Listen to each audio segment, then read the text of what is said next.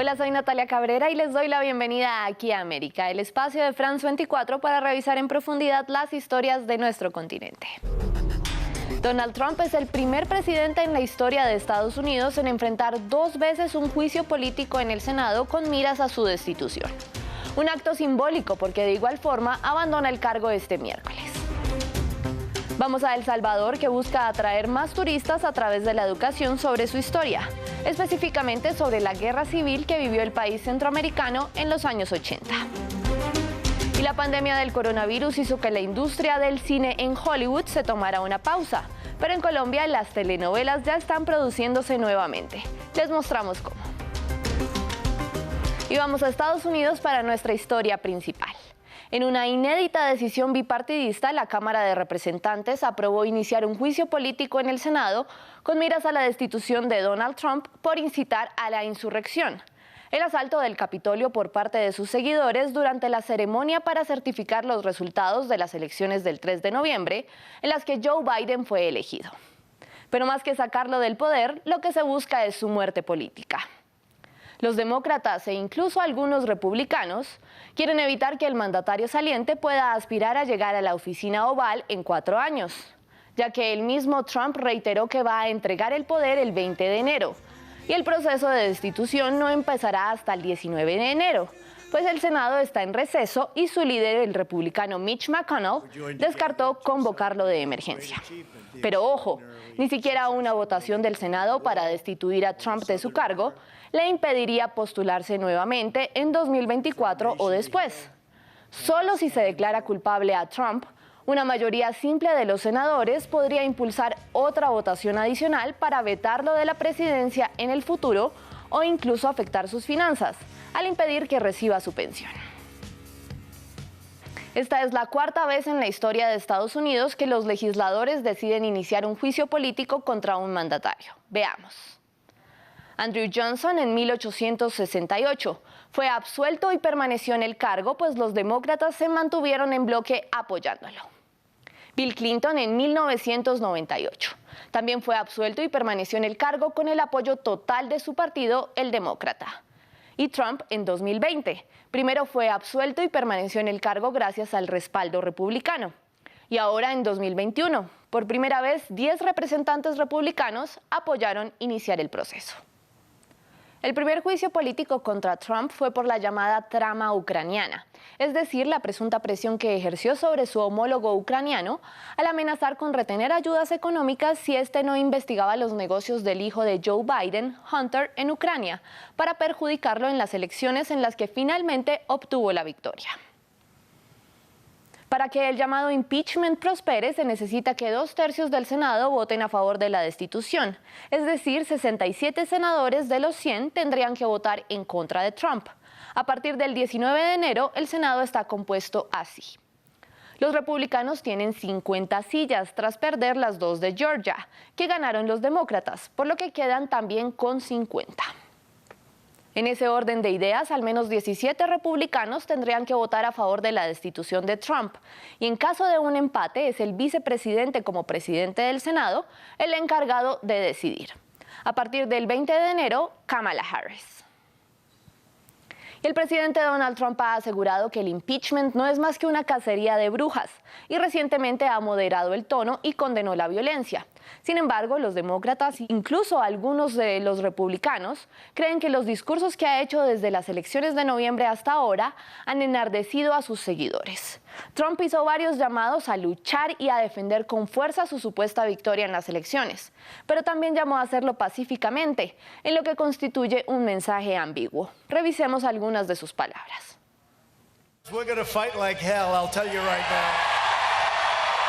Estas son las palabras por las que Donald Trump es acusado de incitar a la insurrección. Durante un mitin de cara a la segunda vuelta de las elecciones al Senado por Georgia, el presidente saliente pidió a los ciudadanos defender la victoria, que según él le fue robada, pese a que la justicia lo desestimó. Los demócratas radicales están tratando de tomarse las sillas del Senado por Georgia para que puedan ejercer poder absoluto desenfrenado y sin límites sobre cada aspecto de sus vidas.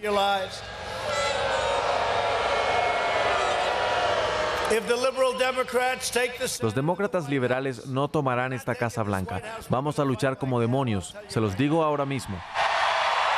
En el mismo acto, Trump presionó al vicepresidente Mike Pence a no certificar el 6 de enero la victoria de Joe Biden en las elecciones del 3 de noviembre.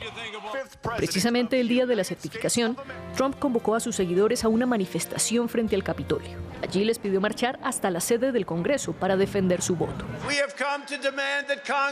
Hemos venido a exigir que el Congreso haga lo correcto y cuente solo los electores que fueron asignados de acuerdo a la ley. Sé que todos aquí van a marchar pronto hacia el Capitolio para pacífica y patrióticamente hacer que sus voces sean escuchadas. Y siguieron sus órdenes. Después del asalto al Capitolio, Trump divulgó un video en el que agradecía a sus seguidores y les pedía irse a casa, aún sin condenar los actos vandálicos. No fue hasta el día siguiente que rechazó la violencia y por primera vez dijo que entregaría el poder a Joe Biden el 20 de enero.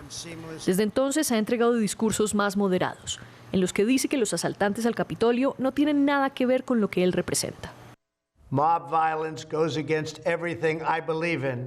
Esa violencia va en contra de todo lo que creo y todo lo que nuestro movimiento representa. Ningún seguidor verdadero mío apoyaría la violencia política,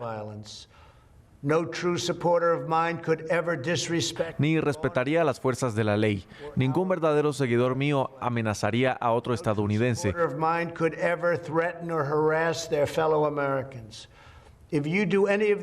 Si usted hizo elogio de eso, no está apoyando nuestro movimiento y está atacando a nuestro país. Sin embargo, aún está por verse si con una semana de distanciamiento puede borrar más de 2 meses de llamados a la división y denuncias de fraude sin fundamento. Nos vamos a El Salvador.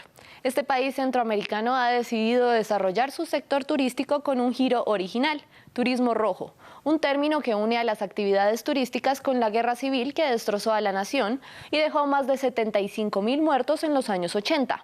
El equipo de corresponsales de France 24 preparó el siguiente reportaje. Bienvenidos a uno de los destinos que conforman la ruta del guerrillero. Detrás de su máscara, Enrique está sonriendo. Después de 8 meses sin trabajar debido a la pandemia, finalmente le dio la bienvenida a su primer grupo de turistas. El turismo rojo es aquel turismo que se desarrolla en los diferentes países donde han tenido conflictos armados. El caso de Vietnam, Cuba, Nicaragua, ahora El Salvador, y tratamos de llevar a las personas a estos sitios para explicarles acerca de cómo fue el proceso, y en este caso en El Salvador, pues en la voz de uno de sus protagonistas, como es don Rafa. Rafael es un veterano de guerra, pasó 8 años en estas montañas con un rifle en su mano. Nació en una familia pobre y tomó las armas a los 16 años para defender a su gente de los operativos del ejército salvadoreño, respaldado por la CIA. De repente ya se podía escuchar que venía algo. Pues de inmediato uno ya tomaba la posición y comenzaba a disparar, tanto para hacerle bajas al enemigo como para poder avisar al resto de los campamentos que había presencia y que ellos pudieran evacuarse. Desde 1980 hasta 1992, la insurgencia marxista respaldada por Cuba y la entonces Unión Soviética combatió al ejército salvadoreño entrenado por Estados Unidos en estas montañas. Varias masacres se llevaron a cabo por escuadrones de la muerte. Ese impacto psicológico del ruido de los motores, aparte de los ametrallamientos y roqueteos y bombardeos, es lo que, de hecho, eso nos causó bastante temor a los combatientes. Como todos los salvadoreños mayores de 30 años, Emily tiene pocos recuerdos de infancia de la guerra. Qué mejor que podernos nutrir de eso, las generaciones que estamos un poco más jóvenes, ¿verdad? Aquí algunas señales de la vida en los campamentos han sido preservadas, como estos tubos de evacuación de 30 metros de largo, construidos para ocultar el humo de la cocina, para que no delatara la presencia de las guerrillas. Y hay gente que cree que también fue un mito, porque hay gente que no, aunque uno lo cuente, puede decir esto es mentiroso, esto no fue así. La reintegración social de las guerrillas fue uno de los principales obstáculos para la reconstrucción del país una vez firmados los acuerdos de paz. Siguen desmovilizados y sin trabajo en un país devastado por la guerra, que sigue rechazándolos casi 30 años después. Y las películas y los programas de televisión nos dieron horas y horas de entretenimiento durante los encierros de 2020. Pero la industria tuvo que detenerse por completo y ahora enfrenta varios retos. En Colombia se están grabando novelas nuevamente, mientras que en Hollywood varios estudios cancelaron o pospusieron sus planes. De regreso al trabajo en el campo, con premura para el más reciente episodio de la novela colombiana Café, los actores evocan escenas de una vida lejana a la pandemia global. Pero el equipo usa mascarillas y todos se someten a pruebas regulares de COVID-19. Medidas para un regreso cauteloso en una industria que fue congelada por el confinamiento de casi 6 meses en Colombia. Nosotros estábamos en plena grabación cuando nos llamaron y nos dijeron que recogiéramos todo, que nos íbamos para la casa, pero en ese momento era provisional. Todavía nadie sabía que esto se nos iba a alargar tanto, pero digamos que al principio no fue tan fuerte. Ya después, cuando se fue alargando el tiempo, se volvió un poco desolador el tema. Pero todo el mundo me dice Gaviota. Un placer, Gaviota. Alrededor de 40 telenovelas fueron canceladas en 2020 en Colombia, golpeando a la industria debido a la disminución de ingresos por publicidad. Una historia original de Fernán. Más al norte, en Hollywood, no hay delincuentes, no hay vaqueros, ni siquiera bolas de paja ruedan por este estudio vacío. Los sets fueron cerrados, con el gremio de actores denunciando que la mayoría de los rodajes no empezarán hasta finales de enero, pues California atraviesa un repunte de nuevos contagios de COVID-19. Una pausa para la industria del cine estadounidense que ha visto a 150.000 personas perder su trabajo desde el inicio de la pandemia. Y la televisión puede ser la próxima víctima, dado que muchas series populares se graban allí. Para la industria del cine realmente no podemos medir los efectos en este momento. Es decir, es menos actual, puedes retrasar las grabaciones sin problema. Pero en la televisión es más difícil. Los horarios de grabación son organizados con mucha antelación y a veces se graban episodios a medida que van saliendo al aire. Así que si hay una brecha de 3 semanas o un mes, se hace problemático en términos de difusión.